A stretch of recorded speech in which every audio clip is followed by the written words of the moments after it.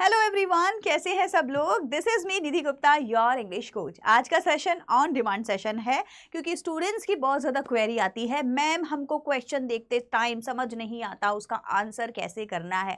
एक और जनरल चीज़ है जो स्टूडेंट्स मुझे बहुत ज़्यादा बोलते हैं, मैम चैप्टर पढ़ लिया, स्टोरी पूरी पता है लेकिन आंसर नहीं लिख पाएंगे। और अगर आंसर लिख भी देते हैं तो टीचर उसमें नंबर ज़रूर कट कर देती है। लिटरेचर सेक्शन में बहुत नंबर कट हो जाते हैं। Ma'am please help us. Of course I am going to do that students.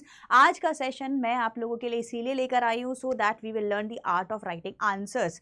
एक परफेक्ट आंसर को कैसे लिखना है। एंड जैसा कि थंबनेल आपने देखा, टीचर आपके नंबर लिटरेचर सेक्शन में काट ही नहीं पाएगी।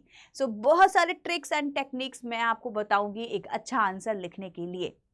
जो ओल्ड स्टूडेंट्स हैं उनको ऑलरेडी पता है और इसी ट्रिक से वो 40 आउट ऑफ 40 लिटरेचर में मार्क्स लेकर भी आए हैं। बहुत सारे ऐसे स्टूडेंट्स हैं जो लास्ट ईयर हम लोग के साथ में तैयारी किए हैं। मैंने उनको सिखाया है कि आंसर राइटिंग को लिखना कैसे है और उनको शॉर्ट में 2 नंबर, लॉन्ग में 6 नंबर, पूरे नंबर मिले हैं। फॉर श्योर ये आप लोगों को भी आज समझ आ जाएगा that how do we write a perfect a good answer in English. Ready everyone? तो जितना भी ज्ञान मेरे पास है उसको मैं यहाँ आप लोगों को 5 स्टेप्स में समझाने वाली हूँ कि जब हम किसी आंसर को एक्चुअली लिखते हैं तो उसके लिए हमें क्या क्या चीज़ों का ध्यान रखना है और क्या क्या चीज़ें हमारे पास होनी चाहिए। ओके, देन ऑफ कोर्स ये जो आंसर राइटिंग की टेक्निक है आपको भी बहुत अच्छे से समझ आ जाएगी। आंसर लिखने कैसे हैं नोटबुक में वो भी आपको बहुत अच्छे से समझ आ जाएंगे। So before I start the session I really need a commitment from all of you students. आप लोगों से एक छोटी सी कमिटमेंट मुझे चाहिए जो कि बहुत ज़रूरी है। वो क्या है? वो ये है कि आपको कोई भी चैप्टर, कोई भी स्टोरी पढ़नी है अगर तो वो इंग्लिश में पढ़नी है। अगर उसकी समरी पढ़नी है तो वो इंग्लिश में पढ़नी है। अगर उसका एक्सप्लेनेशन पढ़ना है तो वो भी इंग्लिश में पढ़ना है। डिफ़िकल्ट वर्ड्स, मीनिंग जो भी आप पढ़ रहे हैं सब कुछ इंग्लिश में होना चाहिए। ये मेरी एक कंडीशन है आप लोगों से। क्योंकि होता क्या है, मोस्ट ऑफ द स्टूडेंट्स क्या करते हैं, यूट्यूब पे आजकल आपको पता ही है दुनिया भर के चैनल्स बने हुए हैं, है ना। वेबसाइट्स मिल जाएंगे या ऑफलाइन गाइड्स भी बहुत आती हैं ऐसे, जिसमें क्या होता है कि आपके जो स्टोरी है उसको हिंदी में लिख दिया जाता है, या जो चैनल है जिस पे कोई भी एनिमेटेड वीडियो आपको दिखा रहा है वो हिंदी में बोल रहा है। हिंदी समझने से आपका सोल्यूशन नहीं होगा क्योंकि एग्जाम में आपको हिंदी लिखनी ही नहीं है बच्चों। एग्जाम में जो आंसर्स आपको लिखने हैं वो इंग्लिश में लिखने हैं। तो एक फंडा है लाइफ का, वो आप अच्छे से समझ लीजिए। What ever you will feed your brain, the brain will produce the same thing. इसको अगर हम लोग इंग्लिश लैंग्वेज या अपने एग्जाम पॉइंट ऑफ व्यू से समझें तो हम क्या बोलेंगे, if I feed my brain English sentences it will produce English sentences. If I will feed my brain Hindi का कंटेंट देन ऑफ कोर्स वो जो कंटेंट प्रोड्यूस करेगा या जो लिखते टाइम मेरे दिमाग में आएगा वो हिंदी आएगा। अब आप में से कितने लोगों के साथ ऐसा होता है, चैट सेक्शन में आप मुझे बताएंगे कि मैम हमको हिंदी में चीज़ें पता होती है बट उसको इंग्लिश में हम लोग लिख नहीं पाते। तो फिर तो ये ट्रांसलेशन टेक्निक होगी। अब दिमाग लगाओगे आंसर लिखने में या ट्रांसलेट करने में, तो फुस मतलब कि बात खराब हो जाती है।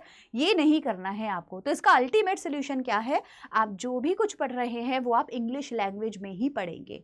अब आप बोलेंगे मैम मेरी इंग्लिश इतनी अच्छी नहीं है, मुझे नहीं समझ आता इतना इजीली। ठीक है, कोई बात नहीं, आप इंग्लिश प्लस हिंदी, है ना, बाइलिंगुअल हो जाइए।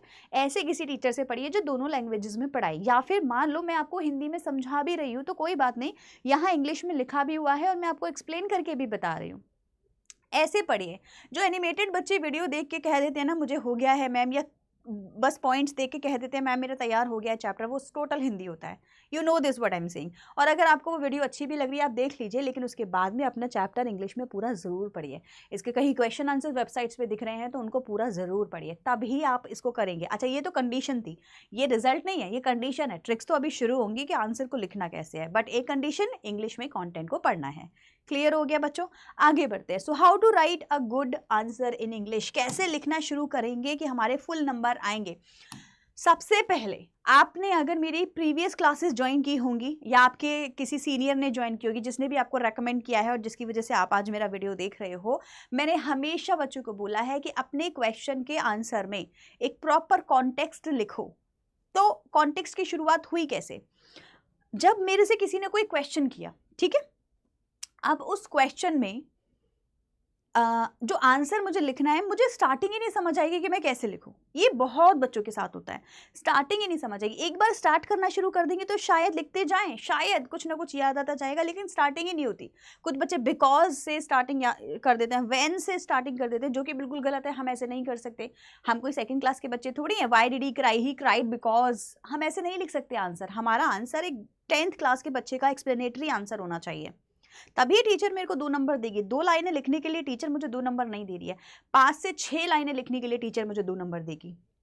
अब वो करने के लिए मेरे पास कंटेंट होना चाहिए। अब कंटेंट कहाँ से आएगा? मान लीजिए सिंपल क्वेश्चन है, अब मुझे उसको 2 नंबर में जस्टिफाई करना है, तो उसके लिए मेरे पास कंटेंट होना चाहिए। कंटेंट कहाँ से आएगा? 2 लाइन का कम से कम मैं हर आंसर में कॉन्टेक्स्ट लिखूंगी। कॉन्टेक्स्ट क्या होता है, अब ये समझ लेते हैं। किसी भी क्वेश्चन में जब हमसे एक रेलेवेंट चीज पूछी जा रही है, मैं भी आपको एग्जाम्पल भी दिखाऊंगी, पहले समझ लीजिए फिर एग्जाम्पल बताऊंगी। जो भी रेलेवेंट चीज मुझसे पूछी जा रही है, उस रेलेवेंट आंसर को तो मुझे लिखना ही लिखना है। उसके साथ साथ स्टोरी में मुझे एक राउंड अबाउट, मतलब कि उससे रिलेट करती हुई एक इंट्रोडक्टरी लाइन भी लिखनी होती है, उसको हम बोलते हैं कॉन्टेक्स्ट। अब मान लीजिए मेरा क्वेश्चन है, चलो हम लोग डिस्कस करते हैं थोड़ा सा। मान लीजिए मेरा क्वेश्चन है व्हाट एक्सपेरिमेंट, देखो ये मैंने टफेस्ट चैप्टर लिया है बच्चों। टफेस्ट से मेरा मतलब है इसके क्वेश्चन आंसर कोई बच्चा कर नहीं पाता, सबसे बोरिंग चैप्टर है ना। मैं इनफैक्ट आपसे पूछने भी वाली थी कि आप मुझे बताओ कि आपका सबसे बेकार चैप्टर जिसके आप क्वेश्चन आंसर करना नहीं चाहोगे वो कौन सा है। आई एम 100% श्योर ज्यादातर बच्चे द मिजबिल दी ऑटर बोलते हैं। यस और नो मुझे चैट सेक्शन में भी बताओ, ठीक है। आप देखो क्वेश्चन क्या है, what experiment did Maxwell think hemisphere would be suitable for. Okay अब इसका सिंपल आंसर, अगर मैं एक नॉर्मल स्टूडेंट की तरह आंसर लिखूंगी तो मैं क्या बोलती, Maxwell thought hemisphere would be suitable for, और मैं लिख देती कि मिजबिल को रखने के लिए, because Mijbil likes water, they like to play in mud and water and that area was surrounded with water. Simple, मैंने ये 2 लाइन में आंसर लिखा। अब आप बोलोगे मैडम अब मैं इसमें क्या लिखूं, जो आपको 5 से 6 लाइनें चाहिए, मैं कैसे बनाऊं 5 से 6 लाइनें, मेरा तो आंसर इसी में कंप्लीट हो गया। तो वही तो बात है, इसीलिए बोला आपको क्या करना है, सबसे पहले आपको 2 लाइन का कॉन्टेक्स्ट ढूंढना है इस चैप्टर से रिलेटेड। इसको हम लोग कहाँ से ढूंढेंगे? मान लीजिए ये क्वेश्चन था, तो मैं इससे 1-2 लाइन पहले चली जाऊंगी, इस इंसिडेंट से, जब ये चीज हुई है चैप्टर में, इससे 2 लाइनें पहले। तो बात है कि समझने की कोशिश करना क्या बोल रही हो। What experiment did Maxwell think, experiment करना है मैक्सवेल को, उसने सोचा केमिस्फीयर में क्या हो सकता है। अब इससे एक इंसिडेंट पहले चले जाओ और सोचो कि वो किसकी बात कर रहा है। वो बात कर रहा है जिस एरिया में वो रहता है वहां की। तो मैं इसी को अपना कॉन्टेक्स्ट बना लूंगी कि मैक्सवेल कहाँ रहता था, उस एरिया की क्वालिटी क्या थी, और फिर मैं अपना बात शुरू करूंगी कि बिकॉज इस एरिया की क्वालिटी ये थी, इसीलिए उसने डिसाइड किया कि ऐसे में एक मिजबिल या एक ऑटर को रखना वहां सही होगा। तो ये कॉन्टेक्स्ट बनाने का तरीका होता है बच्चों। देखो अब मैं क्या करूंगी, इसके कॉन्टेक्स्ट में मैंने जब शुरुआत करी तो सबसे पहले मैंने क्या किया, सबसे पहले मैंने बताया कि मिजबिल या ऑटर रखने की उसको जरूरत ही क्यों पड़ रही है। एक इंसिडेंट में पहले चली गई, ठीक है। मैंने बोला मिजबिल को रखने की जरूरत ही क्यों है भाई, उसने बोला मुझे मिजबिल रखना है, ठीक है, बट क्यों? क्योंकि उसका एक डॉग था, उस डॉग की डेथ हो गई थी और इसलिए वो अकेला फील करता था, तो उसने डिसाइड किया कि मैं अब डॉग ना रख के ऑटर रखूंगा। ये मैं एक पहले का इंसिडेंट बता दिया मैंने, इसको हम कॉन्टेक्स्ट बोलते हैं। अब कॉन्टेक्स्ट बनाने के 2 तरीके होते हैं, या तो आप एक जनरल लाइन ले लो चैप्टर की कोई भी उठा के, जिसको आप उस चैप्टर से समराइज कर सको। जैसे मैक्सवेल था कौन? Maxwell was already a naturalist, है ना, जो एनिमल के बारे में लिखता था, and he has written a beautiful book Ring of Water, and in that he has mentioned his entire journey with Mijbil. फिर आप अपना आंसर लिखना शुरू कर दो। So when he was living in Chemisphere ना, he decided that। तो देखो ये हो गया एक कॉन्टेक्स्ट लिखने का तरीका जो मैंने अभी भी बताया। दूसरा तरीका ये हो गया, एक इंसिडेंट पहले का इंसिडेंट ले लो, जो भी क्वेश्चन में डिस्कशन हो रहा है उससे एक इंसिडेंट पहले की बात करो। तो यहाँ बात हो रही है कि मैक्सवेल को केमिस्फीयर में एक्सपेरिमेंट क्या करना था, आंसर में पता है उसको मिजबिल ऑटर को रखना था, क्योंकि वहाँ मडी और वाटर एरिया था। पर क्यों रखना था, ये एक इंसिडेंट पहले की बात हो गई, तो इसीलिए रखना था क्योंकि वो लोनली था, तो वहां से मेरा कॉन्टेक्स्ट बन जाएगा। अब आपने नोटिस किया ये लंबी लाइन है, आपकी कॉपी पे ये 2 लाइन तक आएगी, तो इन 2 लाइनों में मैंने क्या किया, अपना कॉन्टेक्स्ट बना लिया। अब मेरे पास 2 लाइनें ऑलरेडी, 4 लाइनें और एक्स्ट्रा लिखनी है मुझे, मेरा आंसर हो जाएगा। 4 लाइनों में और क्या लिखना है वो भी बताऊंगी आगे चल के। तो देखो, Gavin Maxwell was so lonely after the loss of his pet dog, उसके पेट डॉग के बाद वो बहुत लोनली हो गया था। After some time he decided to pet an otter instead of a dog. तो ये मेरा क्या हो गया, एक हो गया स्टार्टिंग की लाइन, कॉन्टेक्स्ट में इसको बोलूंगी, फिर मैं आपको वही आंसर दूंगी जो आप सुनना चाहते हैं। कैमिस्फियर में रहता था, हाई लैंड इन स्कॉटलैंड में वो रहता था, वहाँ पे सराउंडेड बाई वाटर थी सारा एरिया, और उसको पता था कि जो ऑटर हैं वो वेट एरिया को एंजॉय करते हैं, इसीलिए उसने डिसाइड किया this would be a good combination, इसीलिए उसने डिसाइड किया कि ऑटर को यहाँ रखना बेस्ट होगा। ये एक्सपेरिमेंट करके देख सकते हैं। तो पूरा आंसर लिखना समझना बहुत ईजी हो जाता है अगर आपके पास में इस तरीके के वर्ड्स हैं, इस तरीके के कॉन्टेक्स्ट हैं। ठीक है, चलो आगे बढ़ेंगे। Now I will tell you the second point. अब देखो, इसमें ना मैं ग्रीन पॉइंट से कुछ चीजें हैं बच्चों जो अंडरलाइन कर रही हूं एट दिस मोमेंट। ठीक है,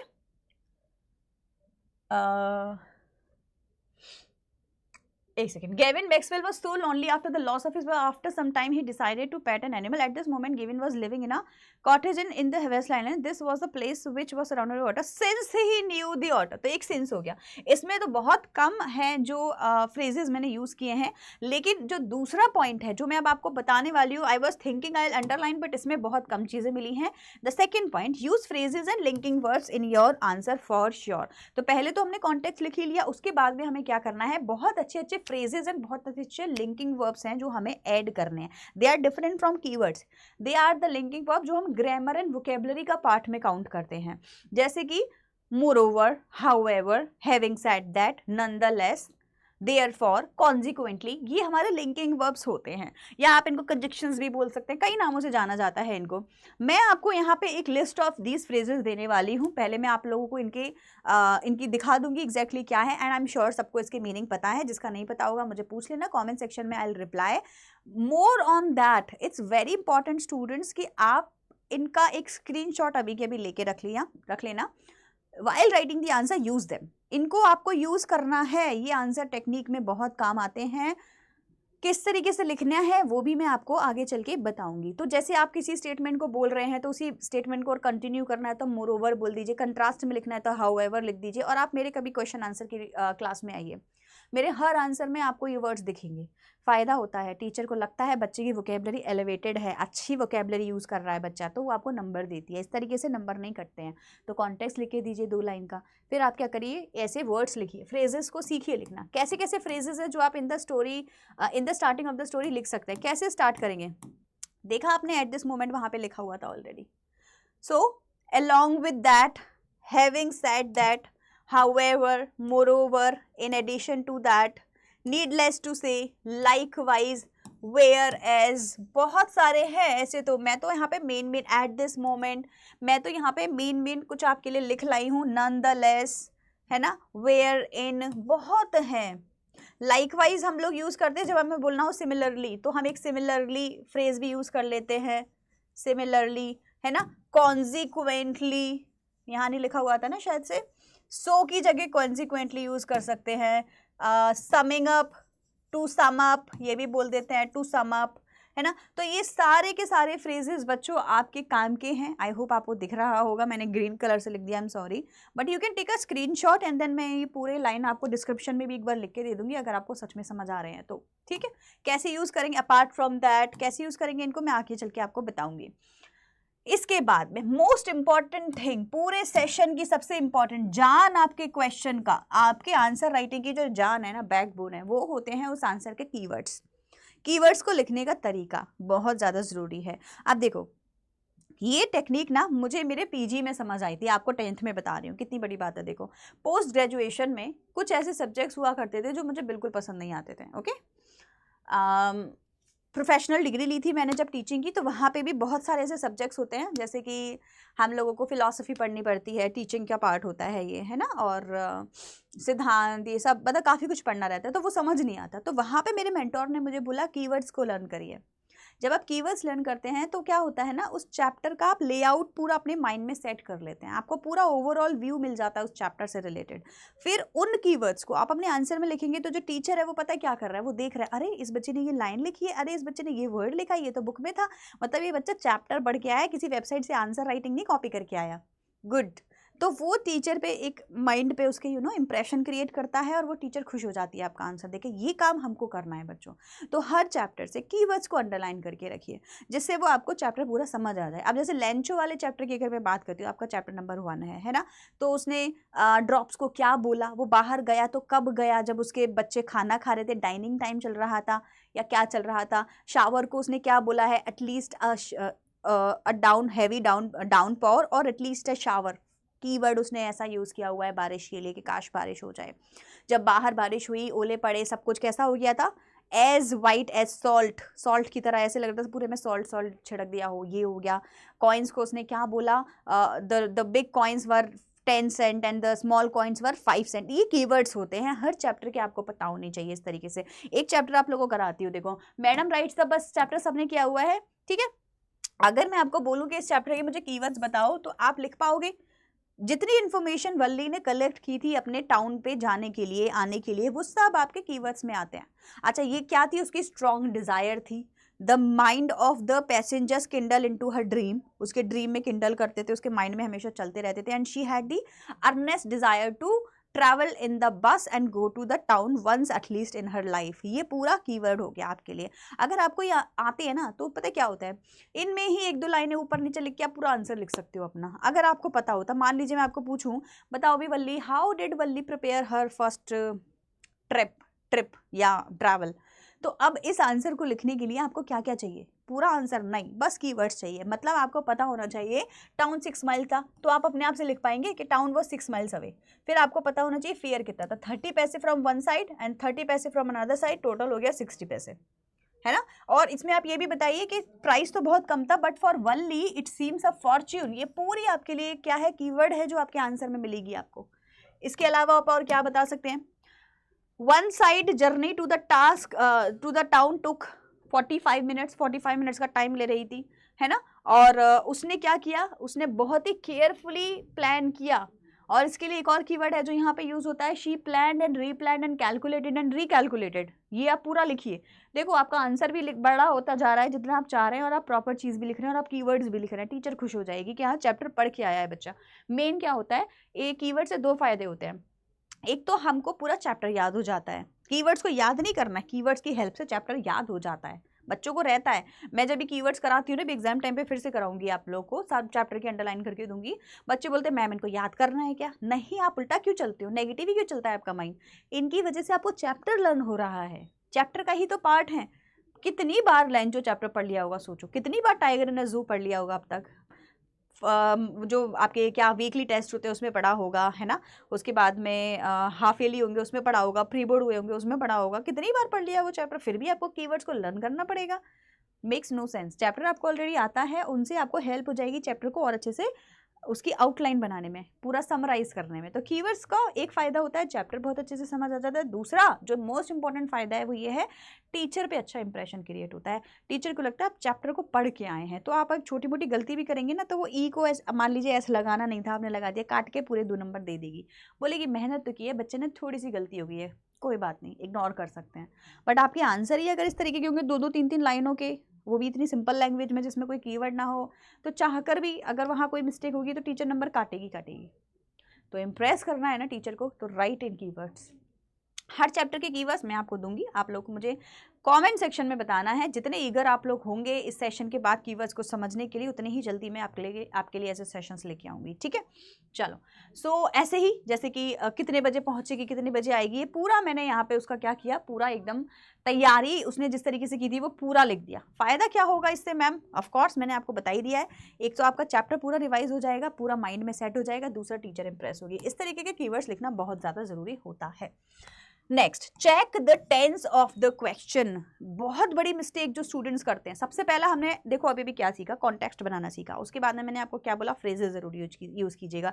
तीसरा मैंने क्या बोला, कीवर्ड्स। इससे आपका आंसर राइटिंग हो जाएगा। अब हमको एक बहुत इंपॉर्टेंट क्वेश्चन जो बच्चे बार बार पूछते हैं, मैडम आंसर किस टेंस में करना है, प्लीज बता दीजिए, बिल्कुल समझ नहीं आता। आंसर हमेशा आपको उस टेंस में करना है जिस टेंस में आपका क्वेश्चन है। अगर मेरा क्वेश्चन है व्हाई डिड वल्ली क्राई, मान लीजिए जस्ट आई एम अज्यूमिंग कि ये क्वेश्चन है, व्हाई डिड वल्ली क्राई, तो मेरा आंसर डिड है, पास्ट जा रहा है, तो मैं बोलूँगी वल्ली क्राइड बिकॉज। अभी तो मैं कॉन्टेक्स्ट बनाऊंगी तब अपना आंसर लिखूंगी। I am just telling you. मैं बोलूंगी वल्ली क्राइड बिकॉज। अब यहाँ पे मैंने क्राइड क्यों लगाया? बिकॉज डिड ऑलरेडी हमारा पास्ट की सेकेंड फॉर्म थी, डिड यहाँ नहीं लगेगा तो क्राई का क्राइड हो जाएगा। और this rule is applicable in all did वाले answer. why did she laugh? she laughed because। why did she cry? she cried because। why did she talk? she talked because। why did she see? she saw because। ठीक है, second form हो जाती है। सो वल्ली cried because, ऐसे मैं पूरा अपना answer लिखती जाऊंगी जो भी मेरा आंसर होगा। अगर क्वेश्चन होता है व्हाई डज वल्ली क्राई, अगर ये मेरा क्वेश्चन होता है तो मैं इसका आंसर क्या दूंगी? प्रेजेंट में। ये प्रेजेंट हो गया, वो पास्ट था, तो मैं बोलूंगी वल्ली क्राइज बिकॉज।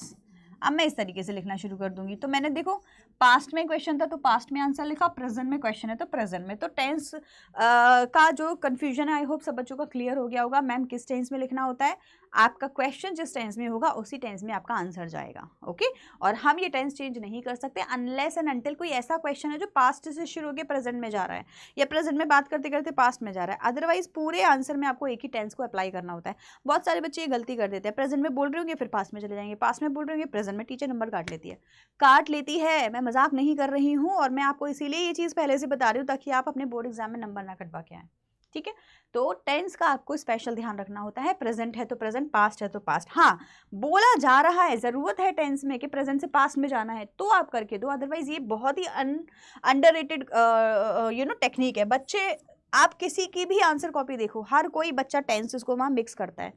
नहीं, हिंदी में बोलोगे तो कैसे बोलोगे, मैं गई थी फिर मैंने ये किया है, फिर मैं ऐसा खा रही हूँ, फिर मैं वहाँ जाऊँगी, ऐसे थोड़ी होता है। आप गए थे तो आपने वो किया, फिर आप वहाँ गए, फिर मैं वहाँ गई, तो फ्लो देख रहे हो, पास्ट में ही फ्लो बनेगा। तो हिंदी में मिस्टेक नहीं कर सकते तो इंग्लिश में क्यों कर रहे हैं? प्लीज टेंस में मिस्टेक नहीं करनी थी। Last but not the least, very very important, grammar mistakes are not allowed. जिसमें से एक तो हमने टेंस की सॉल्व करी दी है, इसके अलावा भी बहुत सारी होती है। जैसे आपकी स्पेलिंग मिस्टेक हो गई, ग्रामर में हेल्पिंग वर्ब लगाना भूल गए, पास्ट में लिखना था लेकिन प्रेजेंट में लिख दिया, प्रेजेंट में लिखना था लेकिन पास्ट में लिख दिया, पता है कि पास्ट में लिखना है लेकिन सेकंड फॉर्म याद नहीं आ रही तो सेकंड की जगह थर्ड लिख दी, बिना हेज़ेवेट के थर्ड लिख दी, थर्ड की जगह पे सेकंड लिख दी, कुछ भी हो जाता है। तो बेटा इसके लिए आपको ग्रामर स्ट्रॉन्ग करनी है। निधि मैम की क्लासेस ऑलरेडी होती हैं ग्रामर की, आप उनको ज्वाइन करो, सीखो। ये ग्रामर मिस्टेक्स प्लीज़ ना करो। इतना ही है जो तुमको समझाना है, इससे ज़्यादा कुछ भी नहीं है बच्चों। पॉइंट इज एक ऐसा आंसर लिखना है जो टीचर को एकदम इम्प्रेस कर दे और हमें 2 में से 2, 6 में से 6 पूरे नंबर लाए। सेशन कैसा लगा मुझे कमेंट सेक्शन में ज़रूर बताना। Take care everyone and bye.